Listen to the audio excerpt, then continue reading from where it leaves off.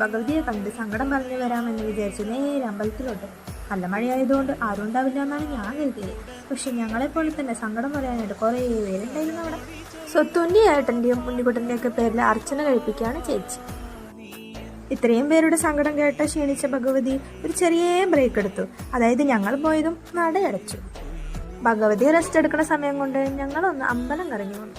എന്നോട് പിണങ്ങിയോണ്ട് സ്വത്ത് ചേച്ചീൻ്റെ കൂടെ നടക്കുകയാണ്.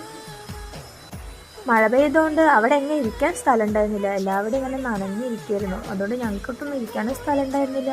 കുറേ നേരം അവിടെ നിന്നു. പിന്നെ സ്ഥലം തപ്പി നടന്ന് അവസാനം നനവില്ലാത്തൊരു സ്ഥലത്ത് ഞങ്ങൾ കുറച്ചു നേരം ഇരുന്നു. കാരണമില്ലാണ്ട് പിണങ്ങി നിൽക്കണ സ്വത്തു.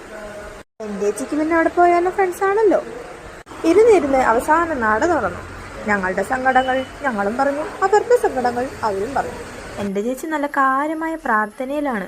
എന്നെയും സ്വത്തുവിനെയും കുറിച്ചൊക്കെ പരാതി പറയാ തോന്നുന്നു. നല്ല മഴയായതുകൊണ്ട് കുറച്ചു നേരം അവിടെ നിന്ന് മഴയൊക്കെ കണ്ടപ്പോൾ ഞങ്ങൾ അങ്ങനെ വീട്ടിലോട്ട് പോയി.